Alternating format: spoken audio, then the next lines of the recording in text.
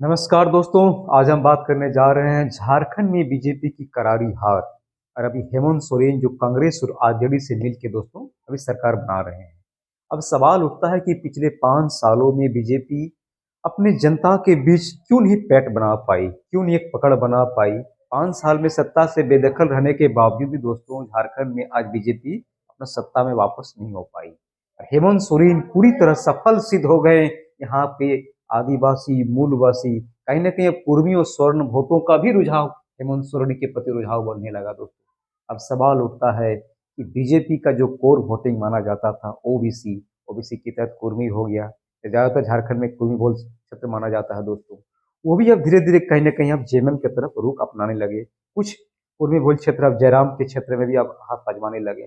अब सवाल उठता है जो स्वर्ण वोटर था दोस्तों, जो बीजेपी के एक पॉकेट वोट माना जाता था, कहीं ना कहीं बीजेपी से अब अनदेखा करते करते अब जेएमएम और बाकी पार्टियों में दोस्तों अब रुझान उनका बढ़ने लगा। अब बीजेपी के लिए बहुत बड़ी चैलेंजिंग होने जा रही है आने वाले समय पे। क्यों नहीं, अब यहाँ पे क्या ऐसी कमी रह गई। कहीं ना कहीं अब देखा जाए यहाँ के राज्यसभा जो क्षेत्र, राज्यसभा का जो सीटें हैं दोस्तों, अब कहीं ना कहीं झारखंड से छोड़ के अन्य स्टेट के आदमियों से यहाँ का, सॉरी, अन्य स्टेट के उम्मीदवारों का चयन किया जाता है। कहीं झारखंड में कई नेताओं का कमी है कि हम क्यों उत्तर प्रदेश और गुजरात से हम अपना उम्मीदवार को यहाँ से चयन किया जाए। तो कहीं ना कहीं झारखंड के बीजेपी के जो लोकल लीडर्स है दोस्तों, उनके लिए एक चुनौती रहा, एक दर्दनाक विषय रहा। कहीं ना कहीं उनके लिए एक चैलेंजिंग रहा दोस्तों कि राज्यसभा के भी जितने उम्मीदवार हैं, तो कहीं ना कहीं जब फील्ड में जाते हैं तो कहीं ना कहीं जनताओं के बीच अनदेखी रहती है, जनताओं से उनकी अच्छी पकड़ नहीं हो पाती है।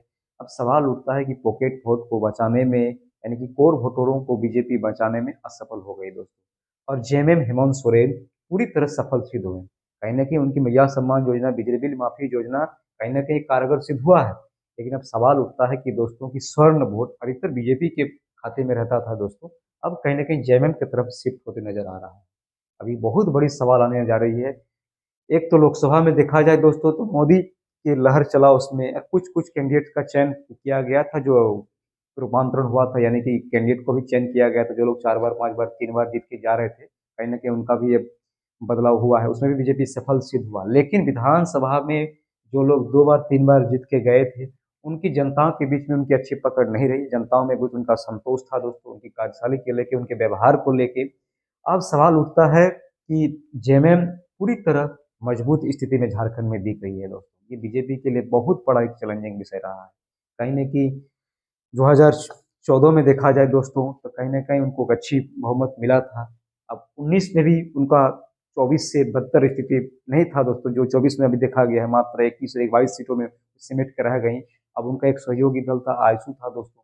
आयसू भी कहीं ना कहीं एक अब धीरे धीरे उनका भी एक वोट कवरेज घटा है। उनका जगह धीरे धीरे अब जयराम महतो उनकी पार्टी ले रही है दोस्तों, जो अभी जेल कैम्प हुई है। अब नया उनका भी वो बेबी देवी को हरा के उनका चयन हुआ है, एक नया लोकल लीडर के रूप में उभरे हैं दोस्तों।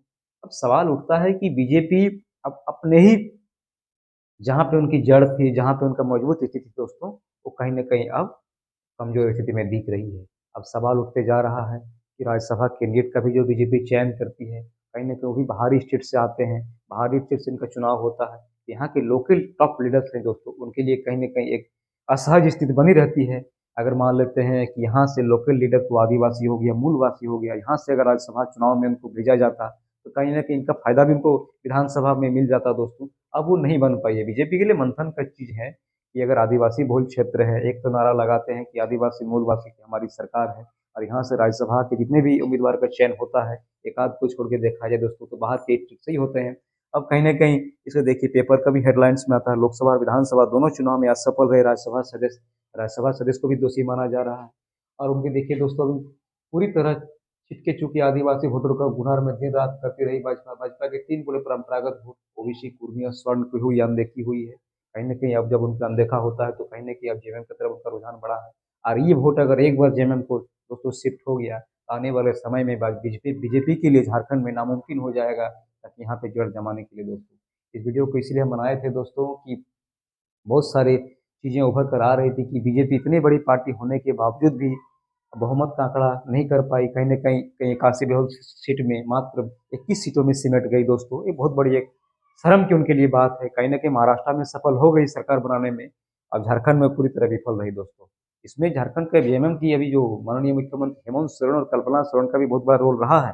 कहीं न कहीं उनकी एक तबड़ातोड़ भाषण, उनकी एक से एक योजनाओं जो कारगर सिद्ध हुई दोस्तों, और कहीं न कहीं बीजेपी में कहीं न कहीं ईडी के द्वारा उनका जेल जाना भी बीजेपी के लिए बहुत महँगा पड़ा दोस्तों। कहीं अब सारी चीज़ों का समीकरण ही बीजेपी के लिए एक दर्दनाक स्थिति बना रहा दोस्तों। अब इसी के साथ इस वीडियो को हम अंत करते हैं। नमस्कार।